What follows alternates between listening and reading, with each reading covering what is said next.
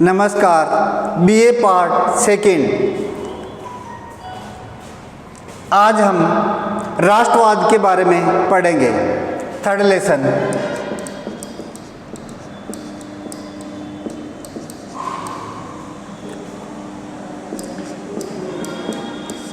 उग्र राष्ट्रवादी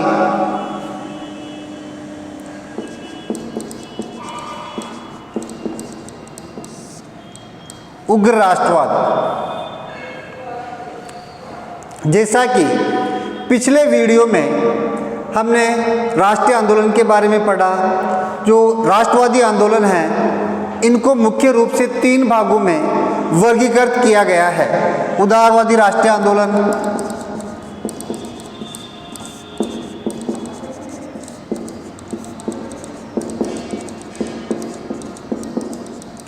उग्रवादी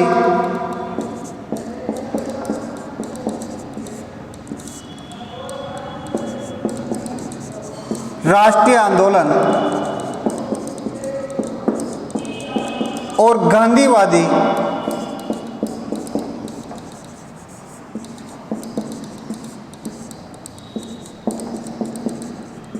राष्ट्रीय आंदोलन।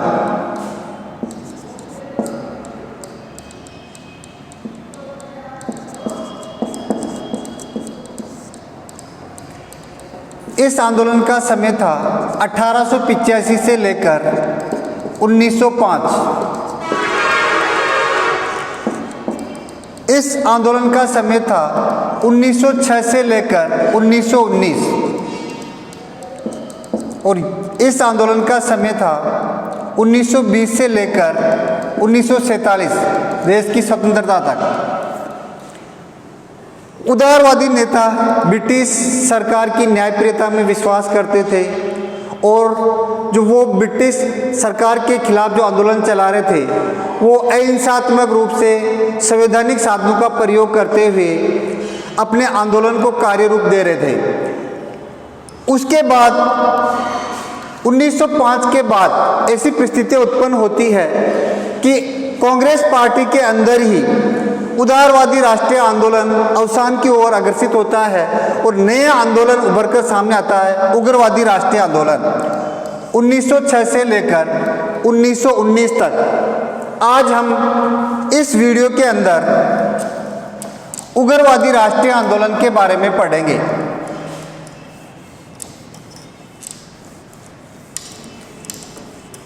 इस आंदोलन के जो प्रमुख नेता थे वो थे लाला लाजपत राय,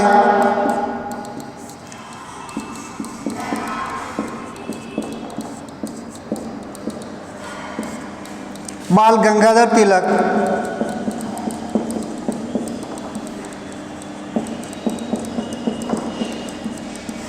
विपिन चंद्र पाल,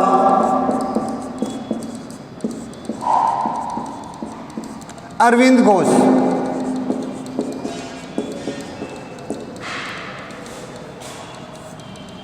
अरविंद घोष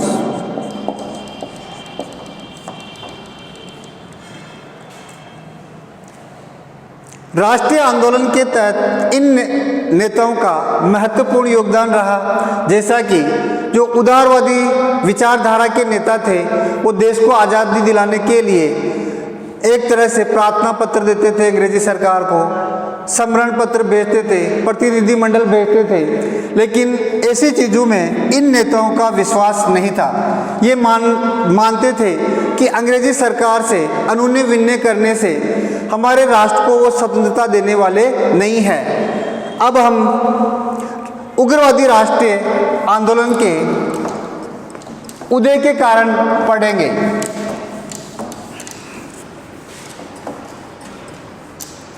उग्रवादी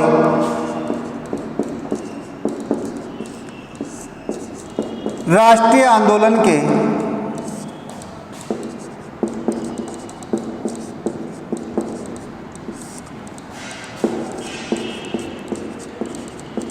उदय के कारण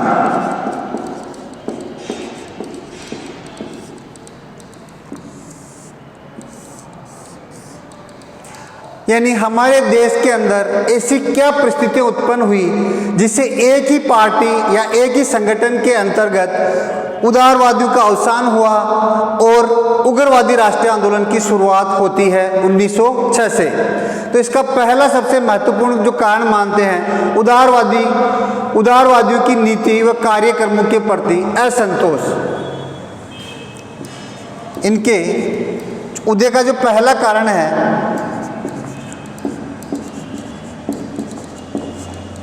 उदारवादी नीतियों व कार्यक्रमों के प्रति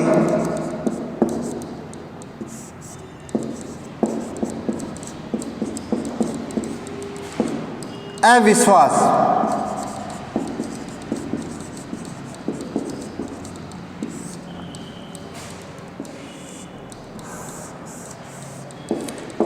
उदारवादी आंदोलन से जुड़े हुए जो नेता थे उनको ब्रिटिश न्यायप्रियता में विश्वास था, वो अंग्रेजों के प्रति राजभक्ति रखते थे। इस तरह से ये एक तरह से इनको विश्वास था कि हमें आज़ादी के लिए कभी भी हिंसा का सहारा लेने की आवश्यकता नहीं है। अंग्रेज सरकार स्वतः ही हमारे अनन्य विनय या प्रार्थना पत्रों के माध्यम से देश को स्वतंत्रता प्रदान कर देंगे और ये देश को आज़ादी दिलाने के लिए जो मुख्य संवैधानिक साधनों का प्रयोग करते थे वो थे प्रार्थना पत्र देना, प्रतिनिधि मंडल भेजना, रिमाइंडर लेटर भेजना। लेकिन इसी कांग्रेस पार्टी के अंतर्गत कुछ नेता थे जिनको इन नीतियों में विश्वास नहीं था। उनका मानना था कि अनुन्य विनय करने से ब्रिटिश सरकार भारत को स्वतंत्रता देने वाली नहीं है। और अगर अपन ये देख सकते हैं कि 1885 से लेकर 1905 तक के काल में उदारवादियों को अगर कोई सफलता मिली तो 1892 का भारत शासन अधिनियम था, सबसे बड़ी सफलता इनको मान सकते हैं। लेकिन 1892 के भारत शासित अधिनियम के अंतर्गत, भारत परिषद अधिनियम के अंतर्गत जो रियायतें भारतीय लोगों को ब्रिटिश सरकार द्वारा प्रदान की गई वो बहुत कम थी, जिसके कारण भारत का सामान्य नागरिक या आम व्यक्ति भी ब्रिटिश सरकार की नीतियों से संतुष्ट नहीं था। ऐसी स्थिति में कांग्रेस के अंतर्गत ही एक ऐसे नए वर्ग का उदय हुआ जिसे उग्रवादी नेताओं के रूप में या उग्रवादी राष्ट्रीय आंदोलन के रूप में जाना जाता है। ये मानते थे कि अनुन्य विनय करने, प्रार्थना पत्र देने से ब्रिटिश सरकार देश को आज़ादी नहीं दे सकती है। इनके खिलाफ प्रदर्शन, स्वदेशी आंदोलन, बहिष्कार, शव शिक्षा जैसे कार्यक्रमों को चलाना पड़ेगा, तब जाकर ये देश को आज़ादी देंगे। अगर दूसरा सबसे प्रमुख कारण मानते हैं तो अगला कारण है धार्मिक पुनरुत्थान एवं सांस्कृतिक जागृति।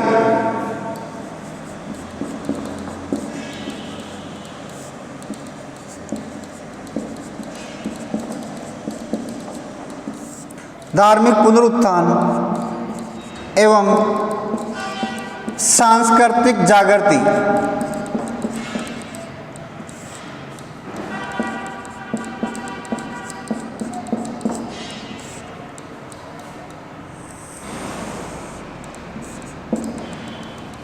उदारवादी काल के नेता ब्रिटिश शिक्षा और ब्रिटिश संस्कृति में गहरी आस्था रखते थे, लेकिन उग्रवादी नेताओं को ब्रिटिश संस्कृति और सभ्यता के प्रति नफरत के भाव थे।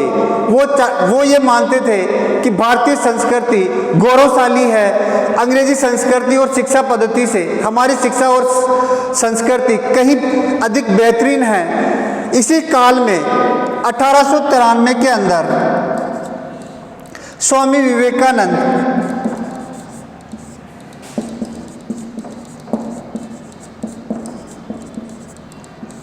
अमेरिका के शिकागो शहर में जाते हैं, जहां वैश्विक धार्मिक सम्मेलन का आयोजन होता है। उस सम्मेलन में भारत का प्रतिनिधित्व स्वामी विवेकानंद के द्वारा किया जाता है और उस समय वहां जाकर पश्चिमी देशों को यह बताने का प्रयास करते हैं कि भारतीय संस्कृति, सभ्यता और धर्म पश्चिमी देशों की तुलना में किसी भी रूप में हीन नहीं है। भारतीय संस्कृति एक तरह से सनातन संस्कृति है। तो ऐसी चीजों से उग्रवादी राष्ट्रीय आंदोलन के नेताओं को एक तरह से बल मिलता है और आंदोलन को गति देने का साहस उनके अंदर जागृत होता है। तीसरा कारण है प्राकृतिक प्रकोप।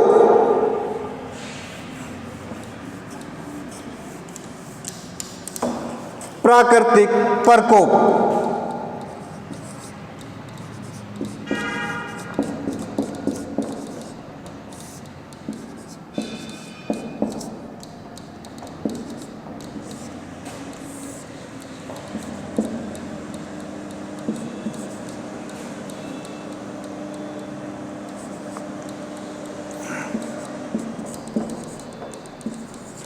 1886 से लेकर 1900 ईस्वी तक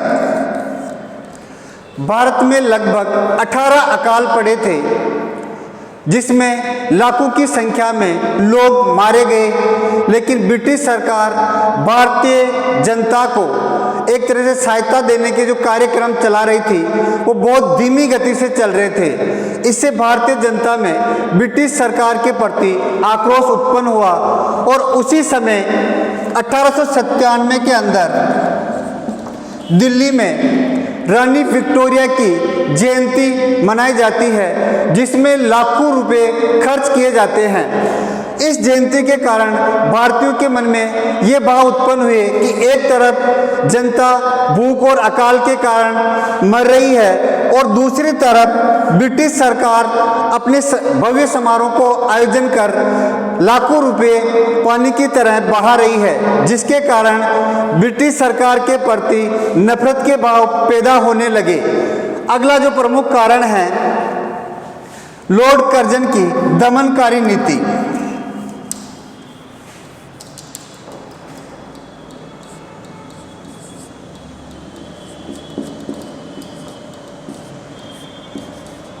लॉर्ड कर्जन की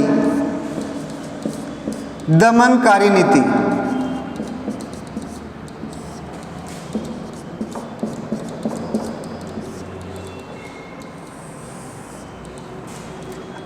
ये 1899 से लेकर 1905 तक भारत के गवर्नर जनरल बनकर आए थे और उग्रवादी राष्ट्रीय आंदोलन के उदय का अगर सबसे महत्वपूर्ण कोई कारण माना जाता है तो वो लॉर्ड कर्जन की दमनकारी नीतियों को मान सकते हैं।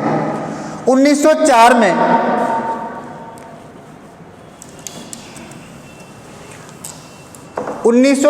के अंदर लॉर्ड कर्जन ने भारतीय विश्वविद्यालय अधिनियम पारित किया।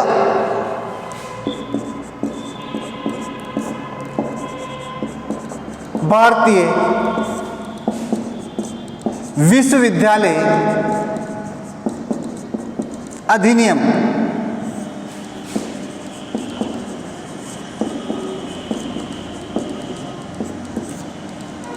इस अधिनियम के माध्यम से ब्रिटिश सरकार ने जो विश्वविद्यालय सीनेट थी उनमें भारतीयों की संख्या को कम कर दिया, जिसके कारण पढ़े लिखे भारतीयों के अंदर ब्रिटिश सरकार के प्रति आक्रोश उत्पन्न होने लगा। अगर इसके अलावा तो दूसरा जो सबसे महत्वपूर्ण कारण था 1905 का बंगाल विभाजन।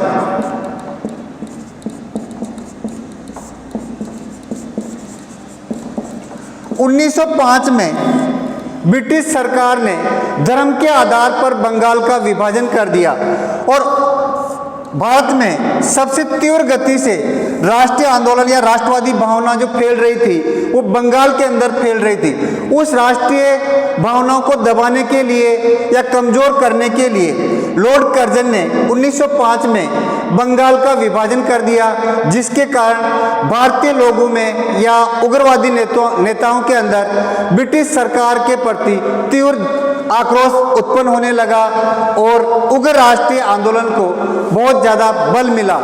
अगला कारण था,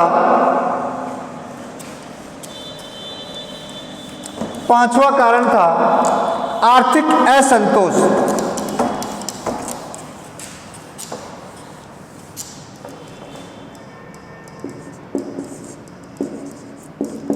आर्थिक असंतोष,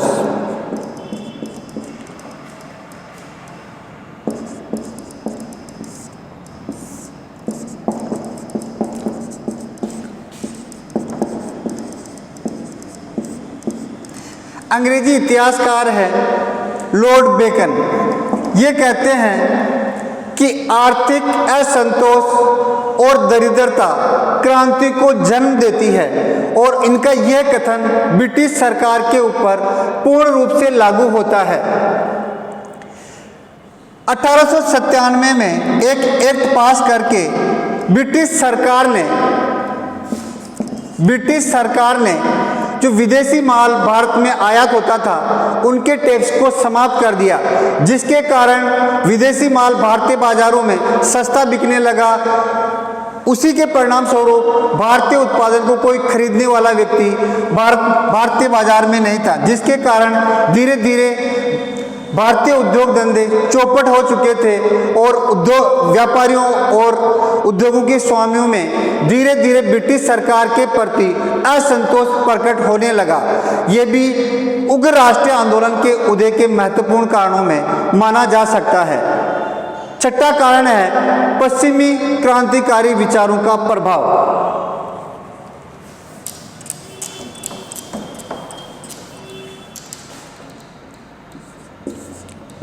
पश्चिमी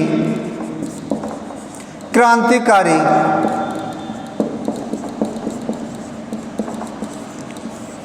विचारों का प्रभाव।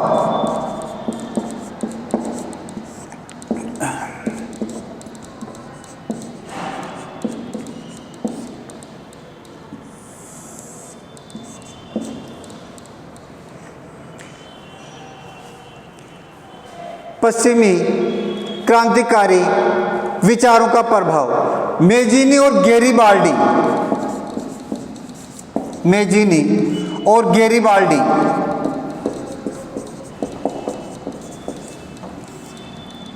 इटली के राष्ट्रीय आंदोलन के महत्वपूर्ण नेता थे। पढ़े लिखे भारतीयों ने उनके साहित्य को पढ़ा और इनके साथ ही उसी समय अमेरिका के स्वाधीनता संग्राम के बारे में भारतीय नागरिकों ने या राष्ट्रीय आंदोलन के नेताओं ने गहनता से अध्ययन किया, तो उनके मन में भी ये सौंपन आने लगा कि हम भी दूसरे पश्चिमी राष्ट्रों की तरह बहुत जल्दी ही भारत को स्वतंत्रता दिला सकते हैं। तो ये पश्चिमी क्रांतिकारी विचारों से भी हमारे उग्र राष्ट्रीय आंदोलन के नेता प्रभावित हुए और अपने कार्यक्रमों को तेज करने का इन्होंने प्रयास किया। अगला महत्वपूर्ण कारण है लाल बाल पाल का कुशल नेतृत्व।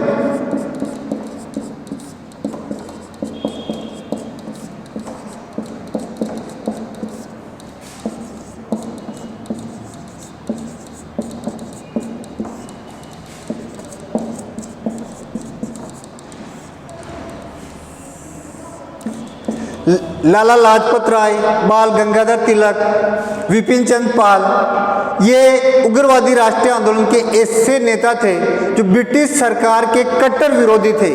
उनको ब्रिटिश सरकार की जो एक तरह से शिक्षा पद्धति आंदोलन के लिए जो उदारवादी नेता भिक्षावृत्ति के माध्यम से देश को स्वतंत्रता दिलाने के लिए अनुनय विनय करते थे, प्रार्थना पत्र देते थे, ऐसी नीतियों में इनका विश्वास नहीं था। ऐसी नीतियों को ये भिक्षावृत्ति की संज्ञा देकर उनकी आलोचना करते थे।